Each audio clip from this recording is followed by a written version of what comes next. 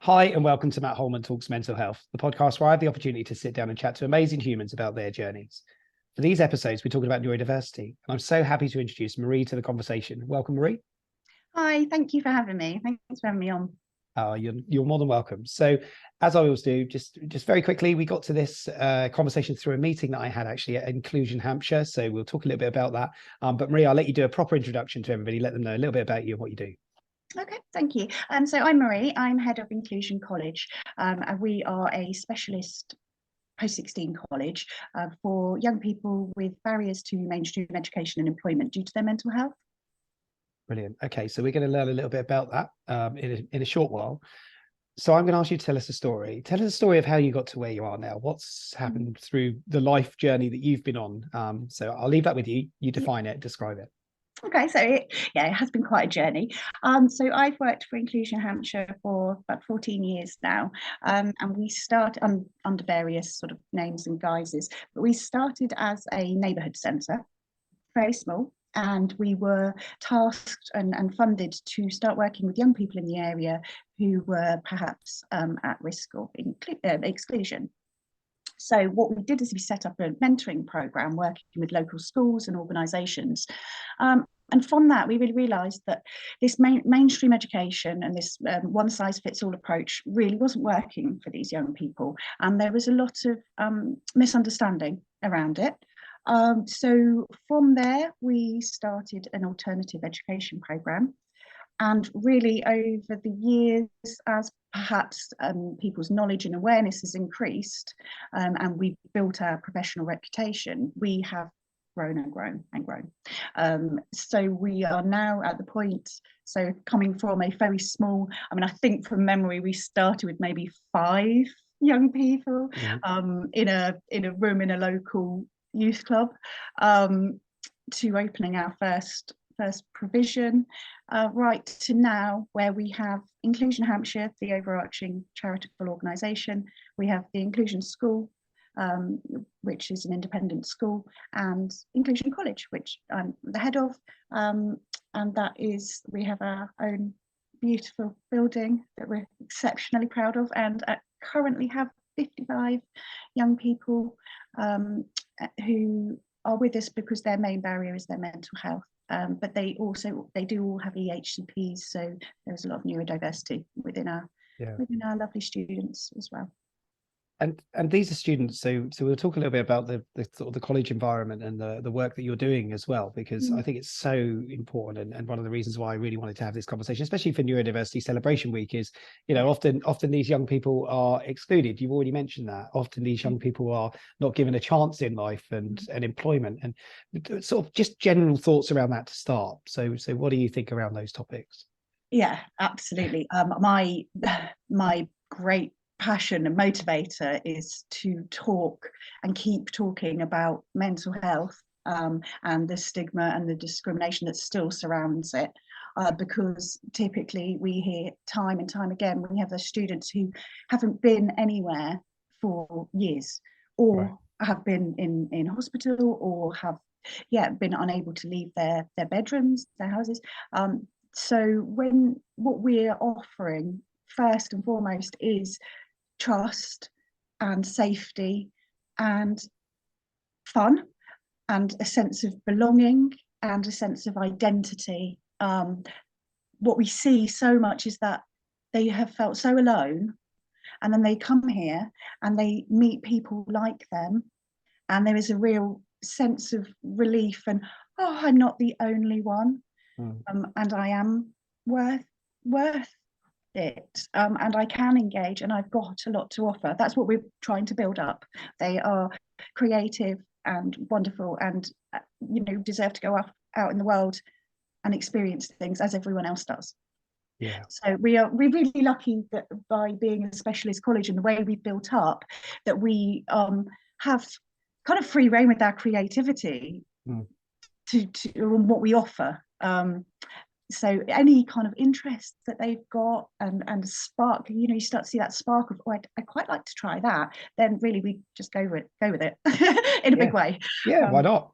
Yeah, embracing the powers, right? I guess that's exactly the key. exactly. Yeah. and where I just find it fascinating, and it's such a wonderful environment as well. For I know a lot of people who were listening to this would never have been in that sort of environment, but when I visited, and that was why this started, was it was just to see how it was almost like a magical environment in many ways, wasn't it?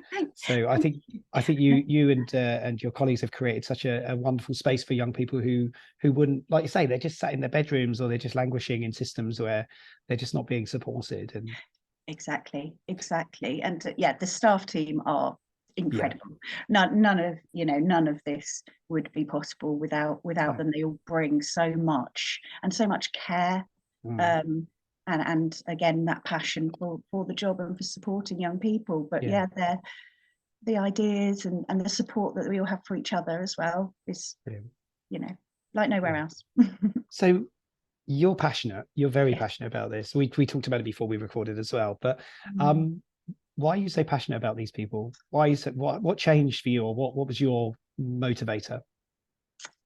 I think so. There's a couple of motivators, I think. So there's a quote that I really love and I really live by, which is "Be who you needed when you were younger."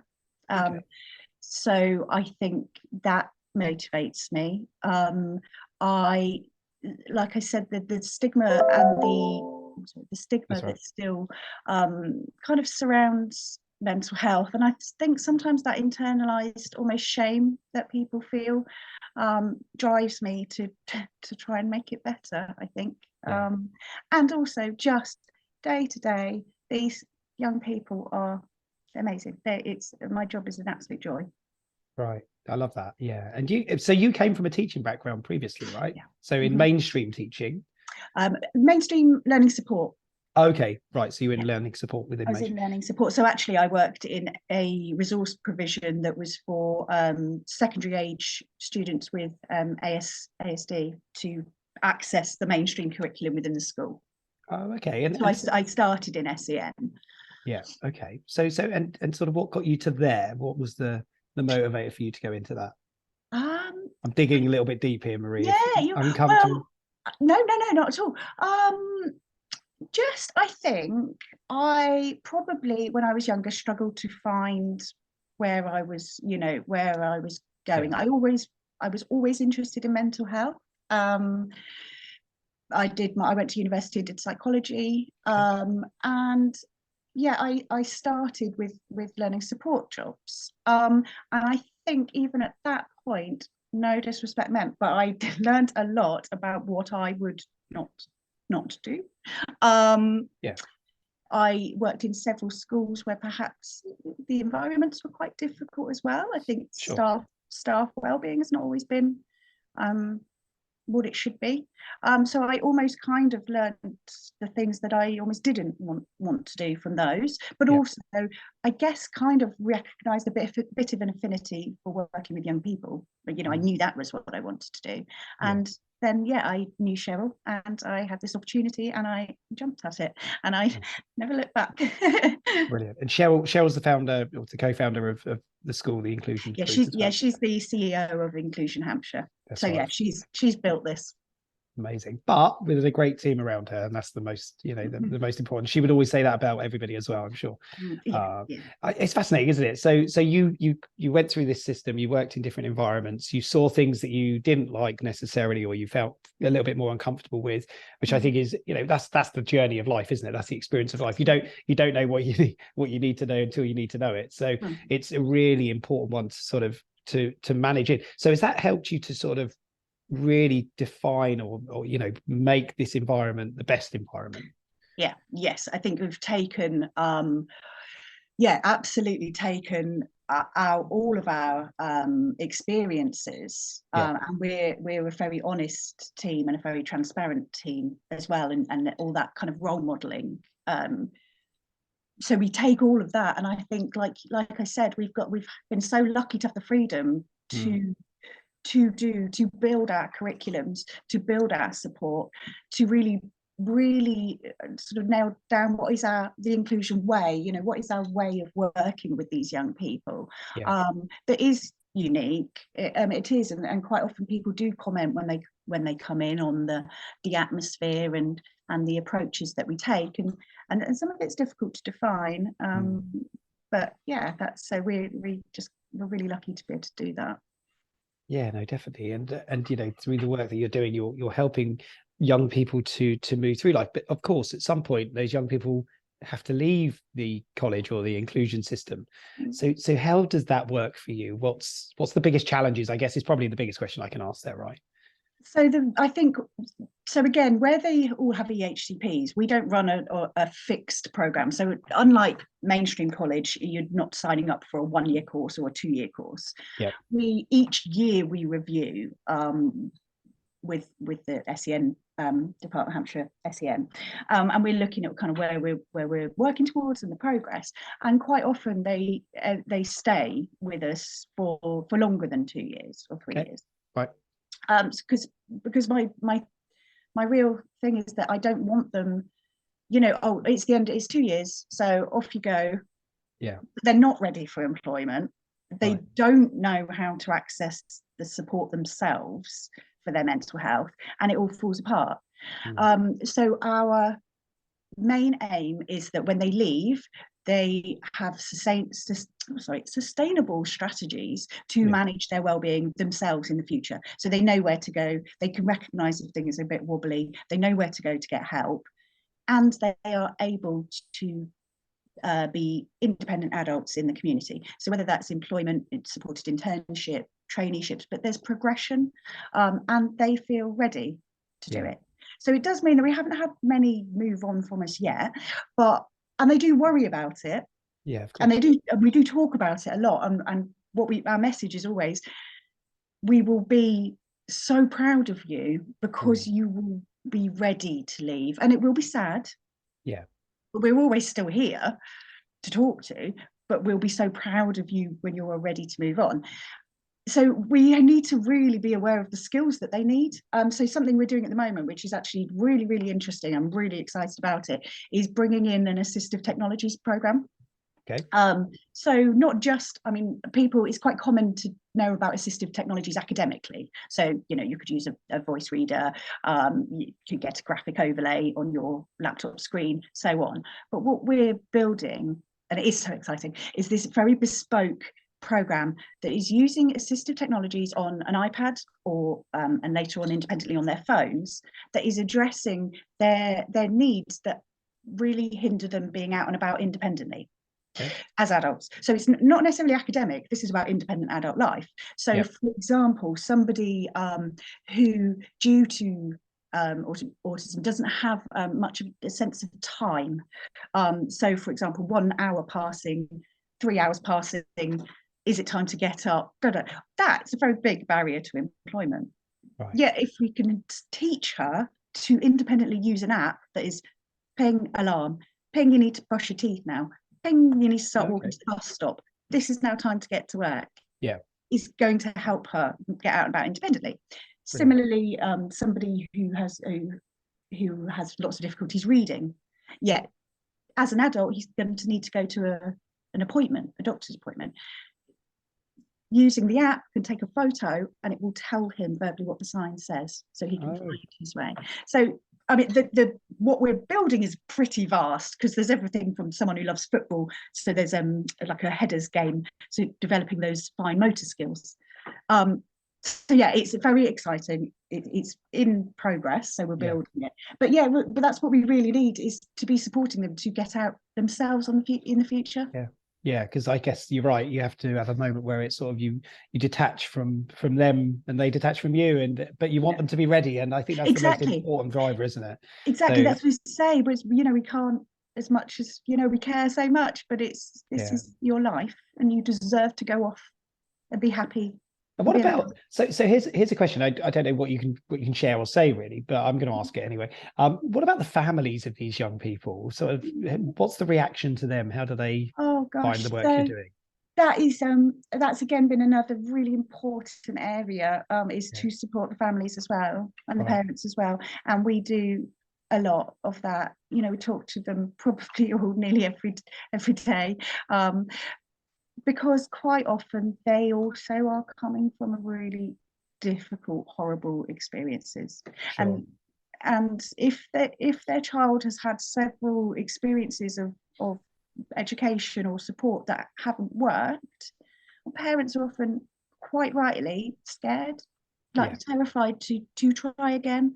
Are you really going to do what you say you can do, because we've been let down before? We're almost building trust with the parents as well, and that ties into the students' progress as well. So as they move towards adulthood, again, quite often there can be that fear from the parents of, oh, are they ready, because they're my child? Of course, yeah.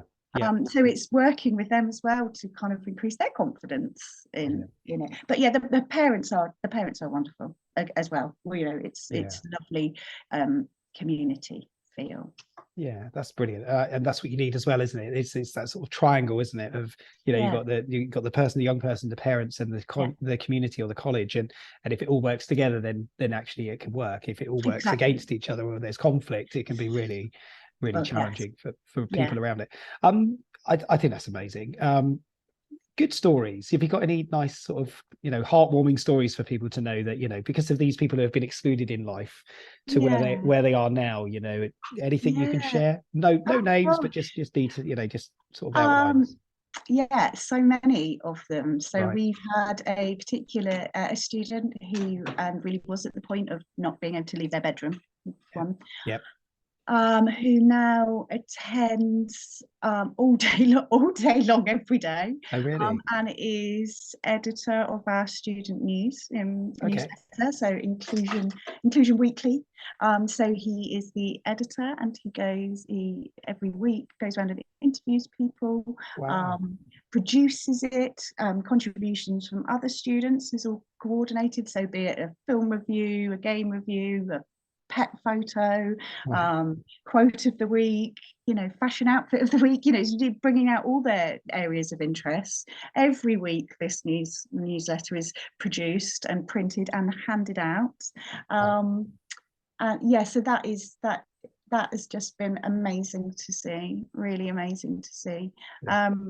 This year we've brought in additional courses, and again that's something to just see them all picking their areas of interest. And we've got quite a few who started courses on mental health and supporting young people's mental health needs. So obviously they feel that they've got a lot to give back now as well. Perhaps they're in a position to almost support other people. But each and every day they all do things that is so touching. So one of the girls came into my office yesterday specifically to say they'd actually just done a really amazing drama session on masking. So the group drama session on masking is very, very open. That we've linked with art, so they're actually doing masks where writing on the outside and then writing true feelings on the inside. Oh wow! So how you present to the world. The extension of that is now going to tie in with English, where they're going to write haiku poems, which we then hope to record as a sort of bundle and put them out. But she came in after that. She obviously found that session incredibly powerful, and she came in and she said, "I just want to tell you that things have been really, really difficult, and it's been really hard in the past. But everything that happened has led me to be here, and this is the only place where I've ever felt I can just be myself. I don't have to try and fall in with other people. I don't have to behave in a certain way. I can just be me, and I've never been this happy." Wow, that's lovely. It makes me feel all good inside. That does. That's a lovely story. I think that's really sweet, and it's so true, though, isn't it? But that's what the inclusion's about, and that should be society wise, not just by people coming to a safe environment like you've created to have this sort of feeling. It's saddening to think that that's the reality, isn't it? But it's also heartwarming to know that there is a space like yours that has that impact on these young people, because I keep revolving back to that point of they're excluded people in the past. They were excluded because they were different, or they were struggling, or they were in a system that wasn't supporting them. So it's just I'm just going to say another superlative. It's incredible what you're doing, and I genuinely feel that heartfelt feeling. We're coming towards the end of this, Marie, and there's so much more I would love to be able to talk about with you and to share with you. I think maybe we need to do another episode at some point, which would be lovely. Maybe we get the community one together. But for this one, obviously neurodiversity is sort of like the big theme for what we're running these episodes on at the moment. In terms of the future, what do you want to happen? How would you like it to work? Society. Whatever you want, wherever you want to go with it, globally, societally, Globally, regionally. society, yeah, I would like people's uniqueness and individuality to be recognised and celebrated. And for, you know, as my student said, I would like people to be secure and safe to be them and to be happy being them. I think that's lovely, and I wholeheartedly agree. So this is right at the end, and I would just say it. Any additional final thoughts or other quotes? And you did say a lovely quote earlier, which was "Be who you needed when you were younger." I think that's something that's quite powerful, right? Yeah, it's when I read it years ago, and it really did stick with me. Really did. Yeah, I think that's so powerful. But any final thoughts from you? It's just been an absolute pleasure. Thank you for having me on, because I could talk about mental health and neurodiversity and society for hours probably. But it's been really lovely to be able to share our story a bit. And if anyone's obviously interested in finding out more about what we do, and please contact us. Yeah, definitely. And I know it's growing. You know, this is it. So growth comes from awareness, by when people are aware of what they can do. So anybody sat out there with young people worried about what the future looks like for them, and I know many people are right now thinking about their school systems and how that's not necessarily working for them. I'm not saying it's for everybody, but for some, there is always some hope there. And that's what you're creating, is an environment of hope for those young people who maybe people or maybe society's given up a little bit on. So never give up hope. That's the most important thing, eh?